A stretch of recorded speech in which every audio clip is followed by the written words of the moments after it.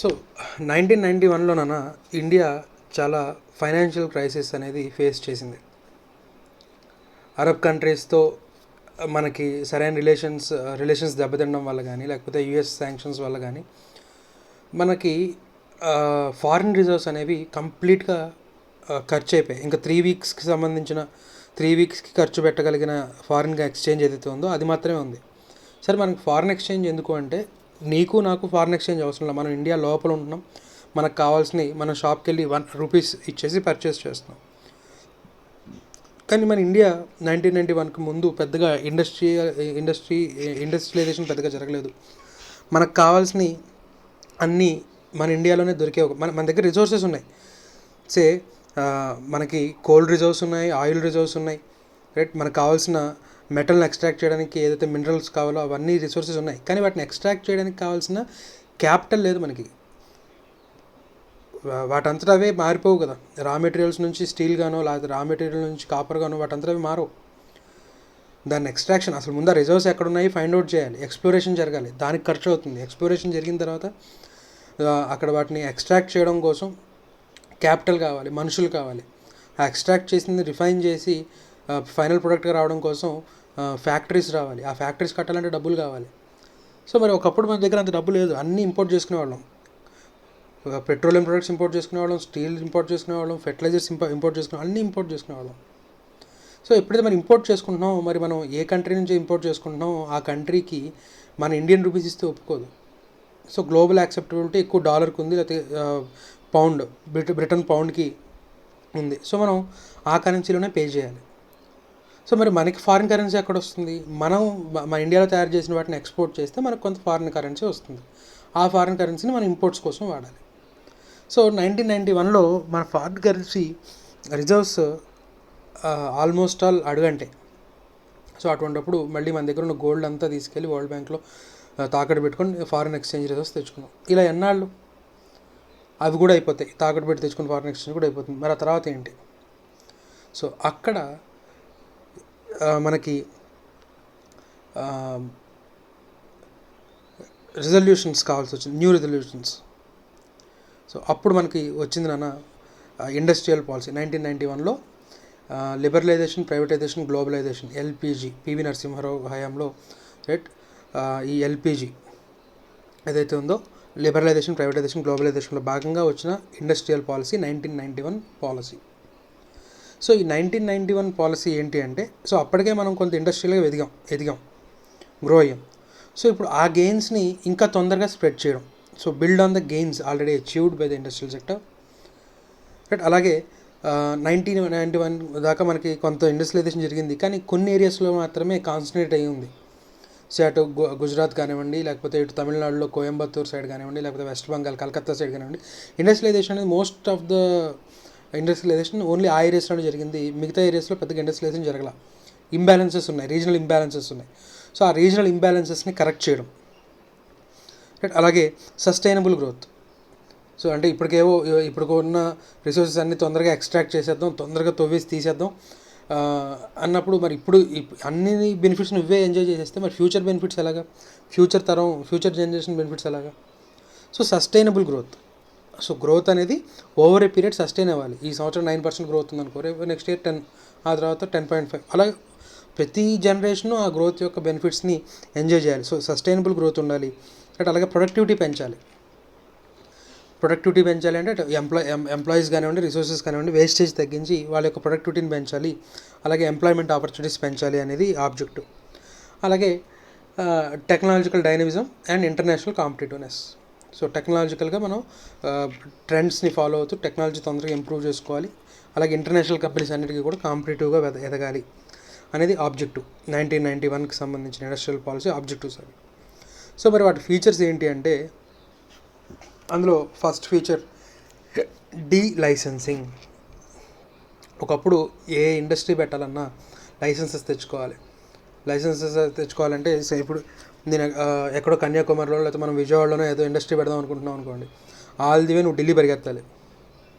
So మరి capital Delhi కదా, right. So all the way నువ్వు ఢిల్లీ పరిగెత్తి ఇండస్ట్రీ లైసెన్స్ తెచ్చుకోవాలి. తర్వాత non polluting nature pollution certificate తెచ్చుకోవాలి గ్రీన్ ట్రైబ్యునల్ నుంచి, అండ్ ఇంకా నెంబర్ ఆఫ్ లైసెన్సెస్ తెచ్చుకోవాలి.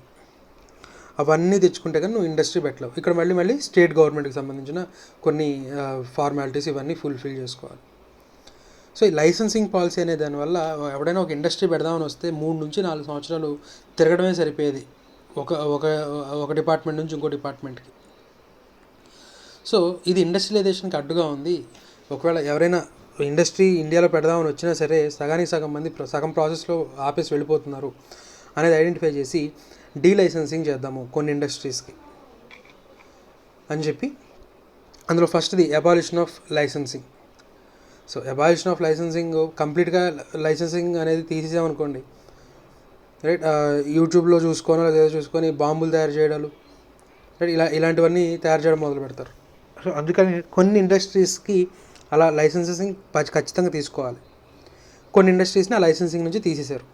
ఖచ్చితంగా లైసెన్సింగ్ పరిధిలో ఉంచిన అప్పటికి 1991కి లైసెన్సింగ్ పరిధిలో ఉంచిన ఇండస్ట్రీస్ ఏంటో చెప్తాను. తర్వాత వాటి నుంచి కూడా కొన్నిటిని మినహాయించారు.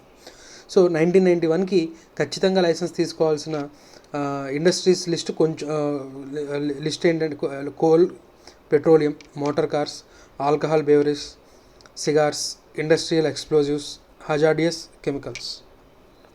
ఈ ఇండస్ట్రీస్కి మాత్రమే లైసెన్స్ అనేది అవసరం. మిగిలిన ఈ లిస్ట్లో లేని ఇండస్ట్రీస్ ఏవైతే ఉన్నాయో వాళ్ళు కనుక ఇండస్ట్రీస్ పెట్టాలనుకుంటే ఇండస్ట్రియల్ లైసెన్సింగ్ అవసరం లేదు, రైట్. సో ఓన్లీ లైసెన్సింగ్కి పరిమితం, లైసెన్సింగ్ ఖచ్చితంగా తీసుకోవాలి అనే కొన్ని సెక్టర్స్ని కొన్నిటినే ఉంచారు. సో కోల్, పెట్రోలియం, అలాగే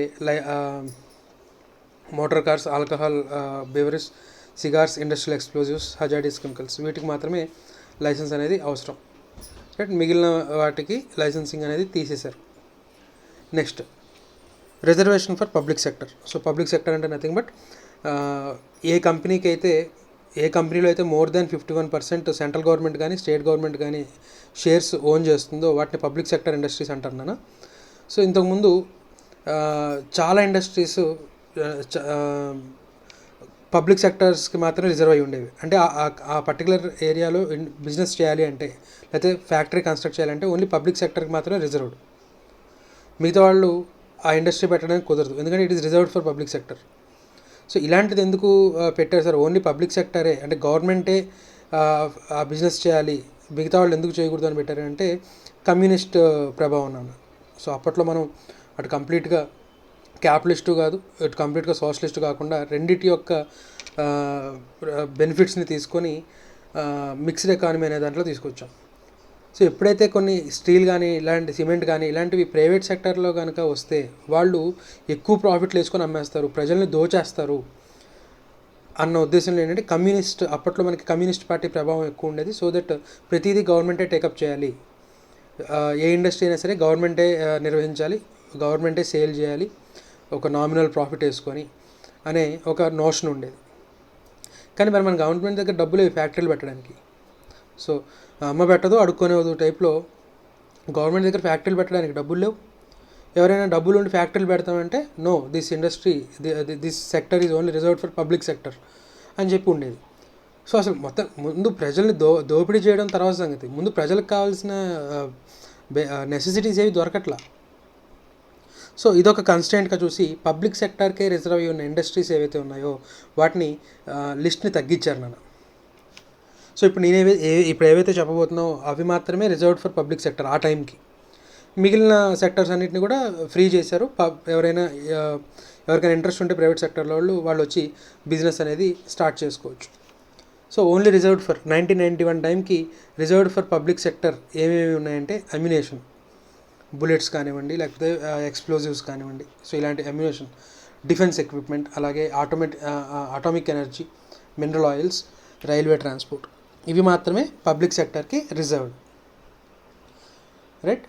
సో మిగిలిన వాటి అన్నిటినీ కూడా పబ్లిక్ సెక్టర్ రిజర్వేషన్ నుంచి తీసేశారు. Next automatic clearance. సో మనకి ఒక పర్టికులర్ పర్సన్ ఇండియాలో ఒక ఇండస్ట్రీ పెడదాం అనుకుంటున్నాడు. ఆ ఇండస్ట్రీకి సంబంధించిన ఎక్విప్మెంట్ యూఎస్ నుంచో లేకపోతే జపాన్ నుంచో ఇంపోర్ట్ చేసుకోవాలి. మరి యుఎస్ నుంచో వేరే కంట్రీ నుంచి ఇంపోర్ట్ చేసుకోవాలనుకున్నప్పుడు ఎక్కడి నుంచి అయితే ఇంపోర్ట్ చేసుకుంటున్నామో వాడికి మనం డాలర్స్లో పే చేయాలి. సో మన దగ్గర ఏమో రూపీస్ ఉన్నాయి, డాలర్స్ ఏమో ఆర్బీఐ దగ్గర ఉన్నాయి. సో ఆర్బీఐ దగ్గరికి వెళ్ళి నాకు కొన్ని డాలర్స్ కావాలి, నేను కొన్ని పేమెంట్స్ చేయాల్సి ఉన్నాయి, ఇదిగో ఈ రూపీస్ తీసుకొని నాకు డాలర్స్ ఇవ్వు అంటే రైట్. ఆర్బీఐ దగ్గర అప్పట్లో చెప్పాను మీకు, మన దగ్గర ఉన్న ఫారిన్ రిజర్వ్సే తక్కువ. అలాంటిది ఎవడు కావలిస్తే ఎవరికి ఏ ఎక్విప్మెంట్ కావలిస్తే అది కొనుక్కొని ఇస్తే ఆ ఫారిన్ రిజర్వ్స్ ఇంకా తొందరగా ఖర్చు అయిపోతాయి. కాబట్టి స్ట్రిక్ట్గా ఉండేది. నువ్వు ఏదైనా ఇంపోర్ట్స్ చేసుకోవాలనుకుంటే ముందు ఆర్బీఐ చుట్టూ తిరగాలి. ఆర్బీఐ చుట్టూ తిరిగి ఆర్బీఐ 1,00,000 కండిషన్స్ పెట్టి ఇదిగో ఇన్ని డాలర్స్ నువ్వు ఖర్చు పెట్టుకో అని చెప్పి పర్మిషన్ ఇచ్చేది. రైట్. అంటే నువ్వు ఇంపోర్ట్ చేసుకోవాలంటే ఫస్ట్ ముందు ఆర్బీఐ చుట్టూ తిరగాల్సి వచ్చేది.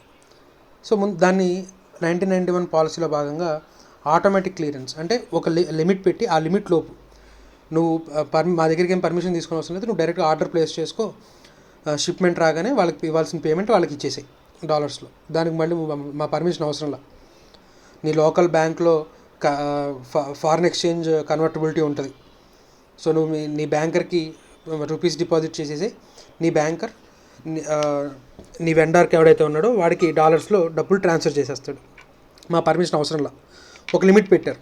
ఆ లిమిట్ లోపు కనుక ఉంటే నువ్వు ఆర్బీఐ చుట్టూ తిరగకుండానే ఫారిన్ పేమెంట్స్ అనేవి చేసేయచ్చు, ఇంపోర్ట్స్ చేసుకోవచ్చు, క్యాపిటల్ ఎక్విప్మెంట్ ఇంపోర్ట్స్ చేసుకోవచ్చు. అది ఆటోమేటిక్ క్లియరెన్స్. సో ఎప్పుడైతే ఆటోమేటిక్ క్లియరెన్స్ వచ్చిందో డెఫినెట్గా చిన్న చిన్న ఇండస్ట్రీస్ తొందరగా డెవలప్ అవుతాయి. వాళ్ళకి కావాల్సిన ఎక్విప్మెంట్ ఫారిన్ నుంచి తెప్పించుకుంటారు, బిజినెస్ అనేది స్టార్ట్ చేస్తారు. అలాగే లొకేషన్.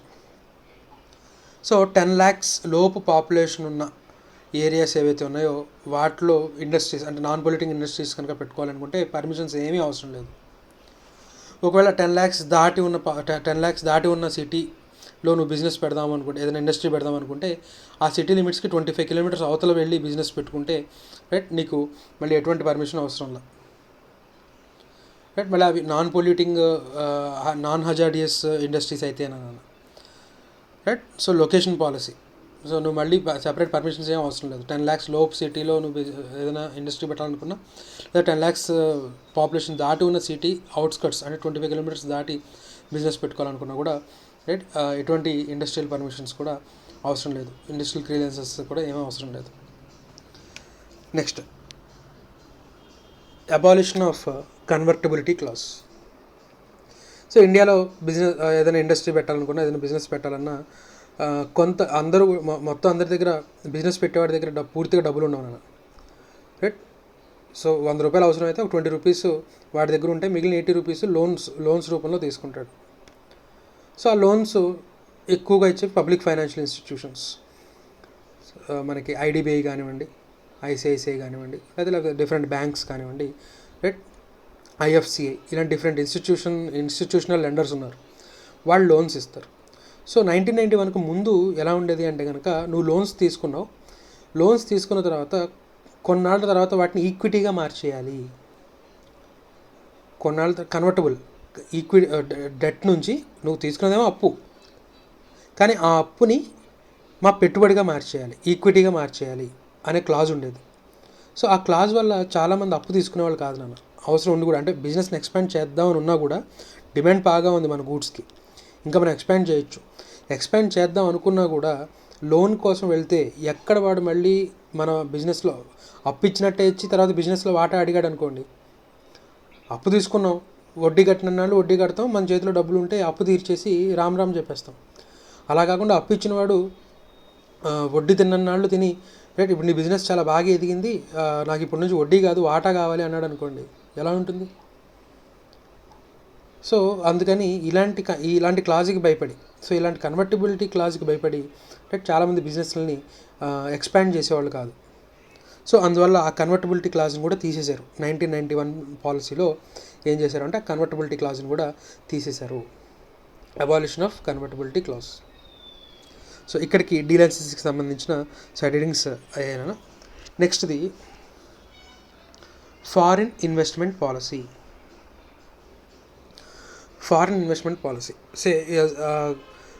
చాలా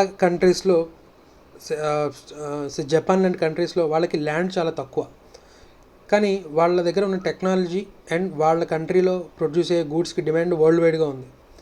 కానీ ఆ డిమాండ్ని మీట్ చేసేటటువంటి ప్రొడక్షన్ కెపాసిటీస్ వాళ్ళ దగ్గర లేవు, ఎందుకంటే వాళ్ళ దగ్గర ల్యాండ్ లిమిటెడ్. సో అలాంటి కంట్రీస్ ఏం చేస్తాయంటే వేరే కంట్రీస్లో ఎక్కడ నేను పెట్టుబడి పెట్టచ్చు, అక్కడ నేను కనుక ప్రొడక్షన్ చేసి వరల్డ్ వైడ్గా సప్లై చేయొచ్చో చూసుకుంటాయి. అలాంటి అనుకూలమైన దేశాలు మన ఇండియా చాలా ఎక్కువ, ఎందుకంటే మనకి లేబర్ ఉంది, న్యాచురల్ రిసోర్సెస్ అబండెంట్గా ఉన్నాయి, వాటర్ అవైలబిలిటీ కానివ్వండి, కనెక్టివిటీ మనకి ఇటు ఆఫ్రికన్ కంట్రీస్ కనెక్టివిటీ కానివ్వండి, లేకపోతే ఇటు మనకి ఆస్ట్రేలియా కాంటినెంట్తో కనెక్టివిటీస్ కానివ్వండి, సో ఈ సీ కనెక్టివిటీ కానివ్వండి, వీటన్నిటి వల్ల మన ఇండియా అనేది ఇన్వెస్ట్మెంట్స్కి అట్రాక్ట్ చేయగలిగే ఒక మ్యాగ్నెట్ నేను. కానీ మనం ఏమో గేట్లు మూసేసి కూర్చున్నాం 1991కు ముందు, రైట్. ఈ కమ్యూనిస్ట్ ప్రభావం వల్ల, రైట్, వేరే కంట్రీ వాళ్ళు మా దగ్గరకు వచ్చి పెత్తనం చెలాయించడానికి లేదు, డబ్బులు ఇన్వెస్ట్ చేయకూడదు, మేమే ప్రొడ్యూస్ చేసుకుంటాం, మేమే ఎక్స్పోర్ట్ చేసుకుంటాం, సో ఎవరు మా దగ్గరకు వచ్చి పెట్టుబడి పెట్టడానికి లేదు. సో ఇలాంటి మనం ఇన్వెస్ట్మెంట్ గేట్స్ని క్లోజ్ చేసుకొని కూర్చున్నాం. కానీ మన దగ్గర ఏమో పోనీ మనం ఏమన్నా తొందరగా కన్స్ట్రక్ట్ చేసుకున్నామంటే మన దగ్గర డబ్బులు ఫ్యాక్టరీలు కట్టడానికి. సో 1991లో ఏం చేశారంటే ఫారిన్ ఇన్వెస్ట్మెంట్స్ని అలౌ చేశారు, రైట్. అంటే ఒకవేళ ఎవరైనా ఫారినర్ మన ఇండియాలో బిజినెస్ చేద్దాం అనుకుంటే కనుక అప్ టు 51% వరకు ఇన్వెస్ట్ చేయొచ్చు ఇండియాలో. ఇండియాలో ఒక ఇండస్ట్రీ పెట్టు, ఆ ఇండస్ట్రీలో లోకల్ బిజినెస్ పార్ట్నర్ని తీసుకో, ఒక 49% ఆఫ్ షేర్స్ వాడివి, మిగిలిన 51 వరకు నువ్వు ఇన్వెస్ట్ చేయి. అంటే కంప్లీట్గా 100%, ఇప్పుడంటే 100% అలౌ చేశారు నన్ను చాలా ఇండస్ట్రీస్లో. మనకి టెలికాం సెక్టర్ చూడండి, టెలికాం సెక్టర్ కనుక చూసినట్లయితే మీకు వోడాఫోన్కి ముందు హచ్ ఉండేది. సో హచ్లో ఇండియన్ పార్ట్నర్స్ ఉండేవాళ్ళు, అలాగే ఓవర్సీస్ ఇన్వెస్ట్మెంట్ హెచ్ఎస్ఎన్ఎస్ఆర్ కొంత షేర్స్ ఉండేవి. So over a period telecom సెక్టర్లో 100% ఎఫ్డీఐ అలౌ చేశారు కాబట్టి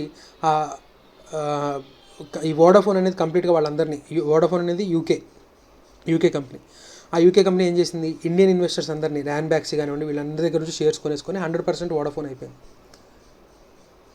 రైట్. అలాగే టాటా డొకోమో కానివ్వండి, లేకపోతే టాటా స్కై, డిటిహెచ్ ఉంది, స్కై అనేది యూకే, టాటా అనేది ఇండియన్. సో అలా యూకేకి సంబంధించిన స్కై కొంత, టాటా కొంత ఇన్వెస్ట్ చేసుకొని ఇండియాలో బిజినెస్ స్టార్ట్ చేశారు.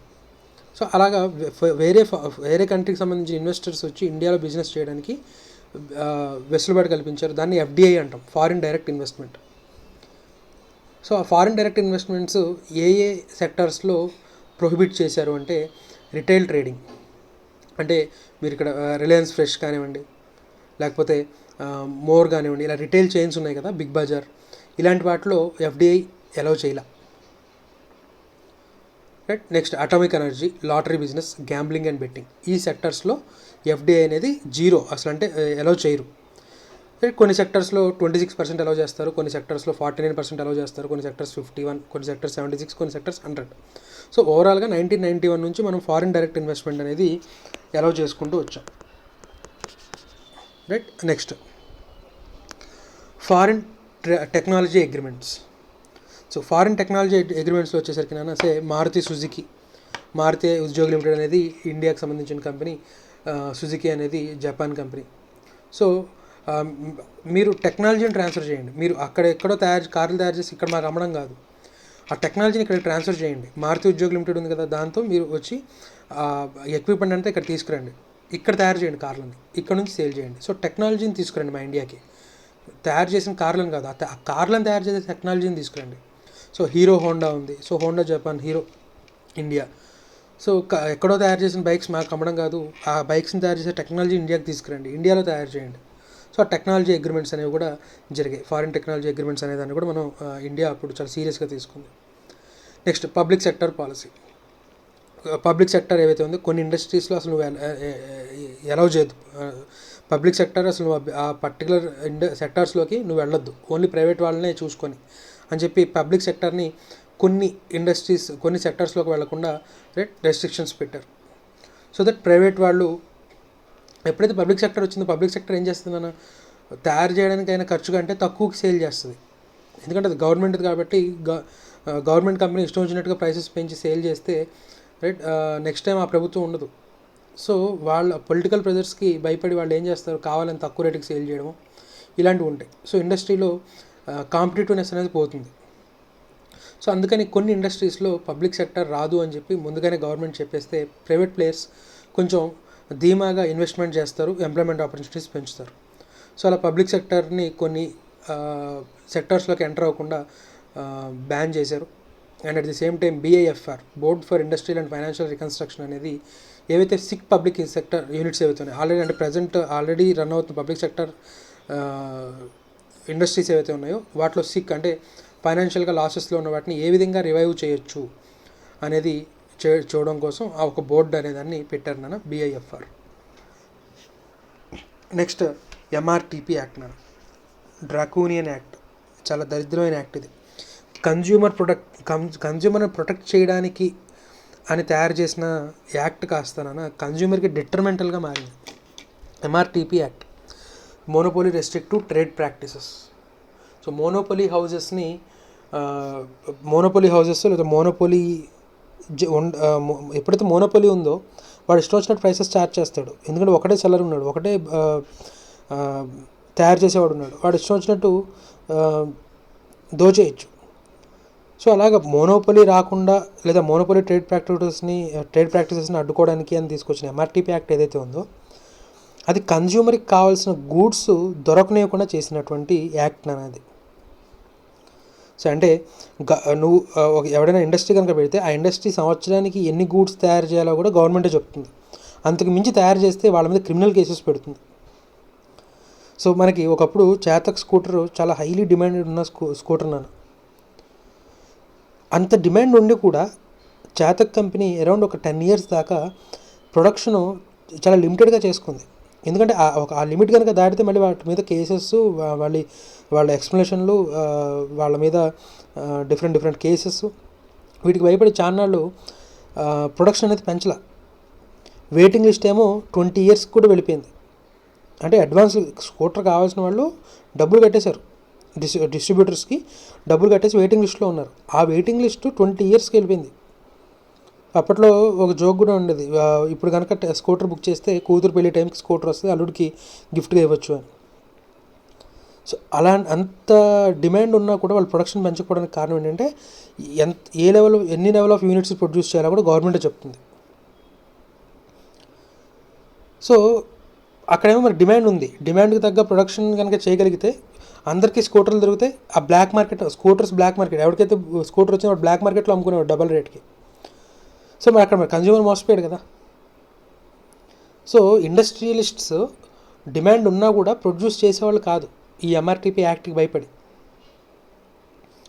సో అందుకని MRTP యాక్ట్ని రిపీల్ చేస్తారు, అంటే తీసేశారు. MRTP యాక్ట్ని తీసేసి CCI, competition commission of India అనేదాన్ని తీసుకొచ్చారు.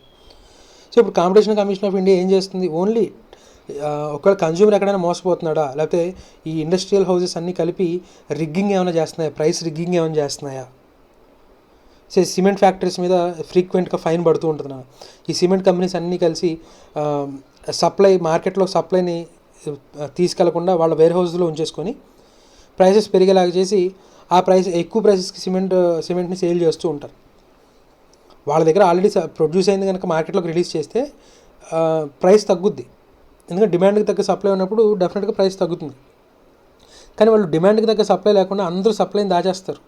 ప్రొడక్షన్ అయింది కానీ సప్లైలో లేకుండా చేసి డిమాండ్ ఎక్కువ సప్లై తక్కువ ఉండేలాగా చేసి ఆర్టిఫిషియల్గా ప్రైసెస్ పెంచి వీళ్ళందరూ కార్టెల్స్ ఫామ్ అవుతారు. అంటే వీళ్ళందరూ అఫీషియల్గా ఇది చేయరు, వాళ్ళు మీటింగ్స్ పెట్టుకొని మాట్లాడుకొని నువ్వు స్టాక్ రిలీజ్ చేయొద్దు, నేను స్టాక్ రిలీజ్ చేయను, మార్కెట్లో ప్రైస్ పెరిగిన తర్వాత అమ్ముకుందాం, రైట్. సో ఇలాంటి ట్రేడ్ ప్రాక్టీసెస్ని అడ్డుకోవడానికి మాత్రమే CCI అనేది ఉంది. అంతేకాని నువ్వు ఎన్ని యూనిట్స్ తయారు చేస్తున్నావు, నీకు ఎంత పర్మిషన్ ఇస్తే నువ్వు ఎంతకంటే ఎక్కువ ఎందుకు ప్రొడ్యూస్ చేస్తున్నావు, ఇలాంటి డే టు డే యాక్టివిటీస్లో తల దూర్చదు. సో MRTP యాక్ట్ని తీసేశారు, repealment of MRTP act, right. So ఇవన్నీ కూడా ఇండస్ట్రియల్ పాలసీ 1991లో భాగంగా తీసుకొచ్చినటువంటి రివల్యూషన్ అని కూడా చెప్పచ్చు.